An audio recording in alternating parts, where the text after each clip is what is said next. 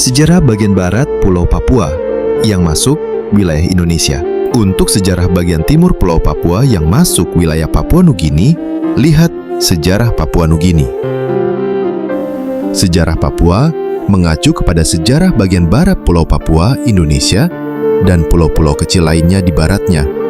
Bagian timur pulau tersebut merupakan Papua Nugini. Permukiman manusia diperkirakan telah mulai antara 42.000 dan 48.000 tahun yang lalu.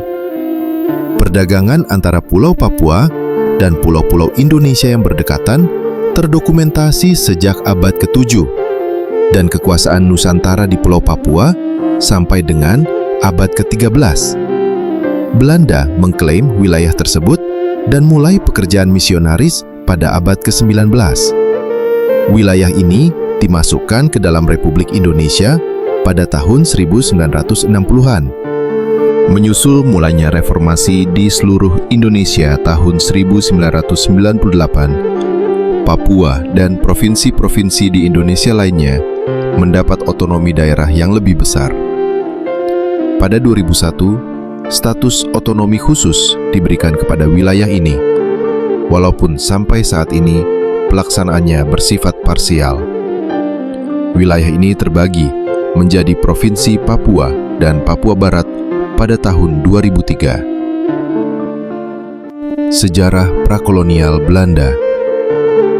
Anak panah Papua. Permukiman orang Papua di wilayah tersebut diperkirakan telah mulai antara 42.000 dan 48.000 tahun yang lalu.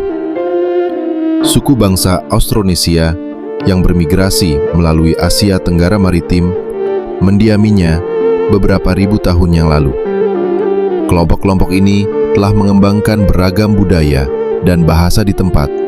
Terdapat lebih dari 300 bahasa dan 200 dialek tambahan di wilayah ini.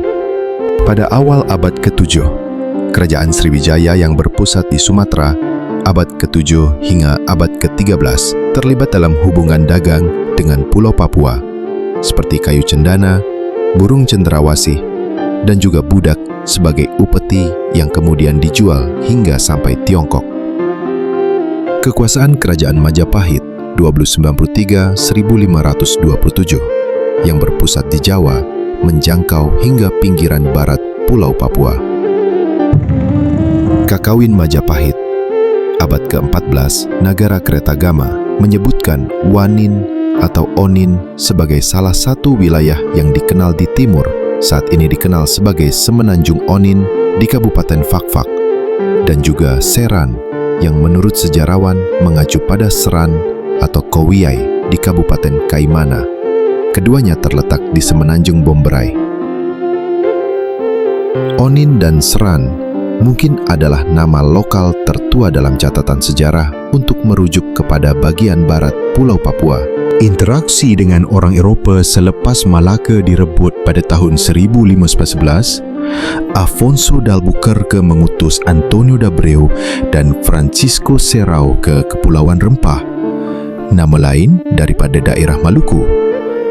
Selepas mereka kembali dari sana, mereka dapati catatan soal keberadaan sejumlah masyarakat yang rasnya amat berbeza dengan orang Melayu.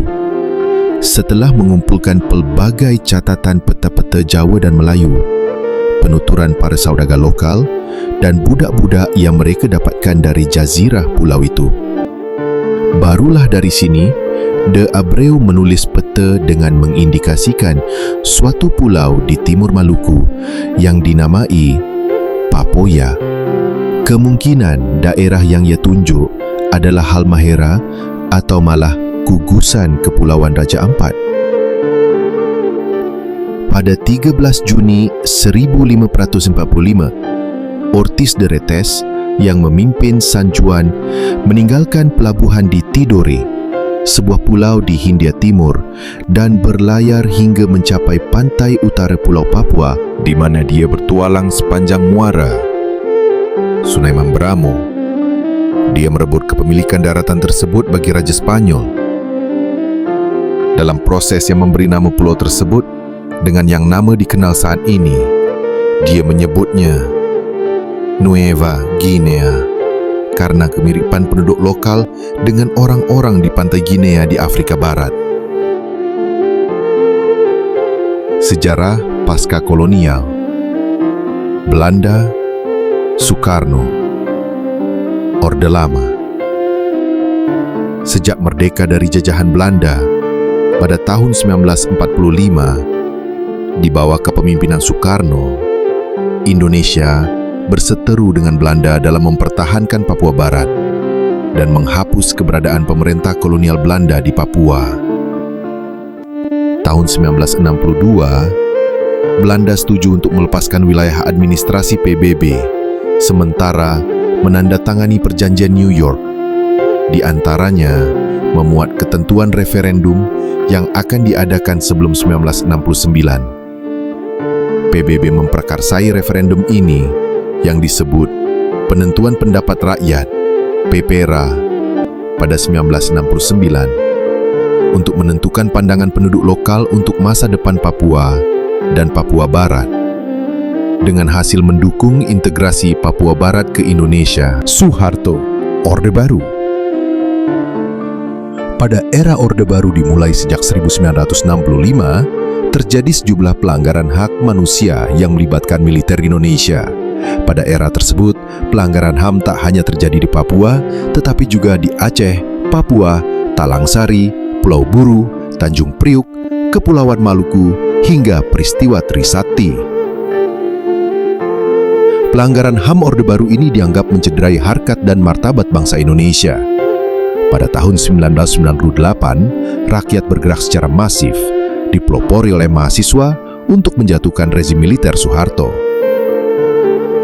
Abdurrahman Wahid, 1969 sampai 2001. Abdurrahman Wahid alias Gus Dur yang terpilih menjadi presiden keempat Indonesia mewujudkan wacana diplomasi yang dicetuskan Habibie. Gus Dur melakukan dua langkah penting, yaitu mengganti nama Irian Jaya yang dicetuskan Frans Kaisiepo dan Markus Kaisiepo menjadi Papua, serta memperbolehkan pengibaran bendera bintang kejora yang disebut bintang pagi di bawah bendera merah putih. Meski keputusannya banyak ditentang, Gus Dur tidak mempermasalahkan seandainya bendera bintang kejora dikibarkan di bawah bendera merah putih. Ormas Yayasan Lembaga Bantuan Hukum Indonesia mengatakan Gus Dur menganggap bendera bintang kejora karya Nicholas Yowe tersebut sebagai umbul-umbul budaya atau spanduk yang dikibarkan dalam berbagai perayaan.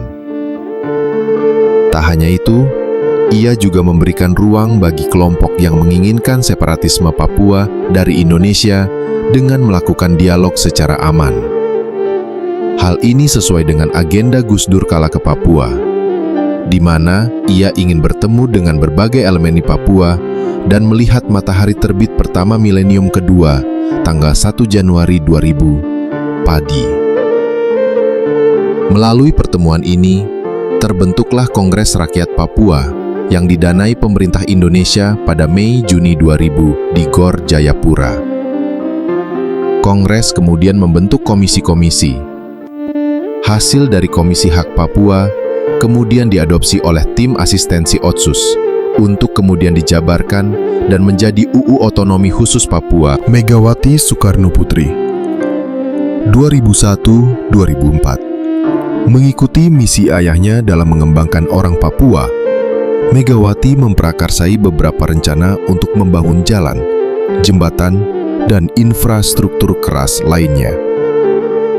Sumbangsi Otonomi Khusus UU Nomor 21 Tahun 2001. Kebijakan pemimpin Papua harus orang asli Papua, OAP. Pemberian dana Otsus tiap tahun yang mencapai 8,36 triliun. Susilo Bambang Yudhoyono, 2004-2014. Selama menjabat sebagai presiden, Susilo Bambang Yudhoyono, SBY, melakukan 3 agenda strategis, yaitu rekonstruksi UU 21/2001 menuju RUU Otonomi Khusus Plus, agenda penyelesaian konflik menuju Papua Tanah Damai, dan rencana melanjutkan pembangunan tanah Papua yang komprehensif dan ekstensif. Selama 10 tahun masa kepresidenan SBY masih belum puas dengan kemajuan di Papua. Dia berharap bahwa kepresidenan Jokowi akan terus fokus pada beberapa hal, seperti peningkatan kepercayaan publik pada masyarakat akar rumput Papua, kemajuan keamanan di Pegunungan Tengah karena masih terganggu, dan pembentukan dialog Jakarta-Papua sangat diperlukan untuk memperkuat kondisi politik di Papua. Sumbangsi mewajibkan semua perusahaan di Papua untuk mempekerjakan 70% orang asli Papua (OAP). Memamet membuka komunikasi dengan 5 suku besar Papua. Mencetuskan Merauke Integrated Food and Energy Estate (MIFE). Joko Widodo, tahun 2014 pemerintahan Joko Widodo memprioritaskan pembangunan infrastruktur dan SDM sebagai kerangka besar solusi konflik di Papua. Jokowi menerapkan kebijakan BBM satu harga. Jokowi menilai BBM satu harga adalah bentuk keadilan bagi warga Papua. Infrastruktur lain yang juga tengah dibangun Jokowi adalah serat optik Palaparing. Pada 2020, Jokowi menargetkan internet sudah dapat dinikmati hingga Papua Barat. Pada kunjungannya ke Papua setelah dinobatkan menjadi presiden periode kedua, Jokowi berjanji akan segera mengeksekusi pembangunan serta perbaikan jalan dari Kabupaten Arfak menuju Manokwari sepanjang 139 km, bandara pegunungan, pasar, rumah sakit, dan puskesmas. Kabupaten Arfak sudah masuk dalam daftar infrastruktur yang akan dibangun Jokowi. Jokowi beserta rombongan mendarat di Papua pada 26 Oktober 2019. Keesokan harinya, Jokowi mengunjungi Kabupaten Pegunungan Arfak dan Manokwari. Bertepatan dengan Hari Sumpah Pemuda pada 29 Oktober 2019, Jokowi meresmikan Jembatan Yutefa yang menjadi ikon baru Jayapura. Jembatan Yutefa adalah jembatan terpanjang di Papua dengan 1.800 meter dan lebar 17 meter. Jokowi juga meresmikan Papuan Youth Creative Hub di Jayapura, Provinsi Papua dengan memberdayakan anak muda untuk menjadikan inovasi kreativitas dan teknologi untuk kesejahteraan Papua. Terima kasih untuk kalian yang masih setia untuk mendengarkan cerita ini. Saya berdoa kepada Tuhan supaya kalian semua diberikan umur yang panjang, diberikan kesehatan, serta rezeki yang berlimpah. Amin. Jangan lupa untuk tekan tombol like, komen, dan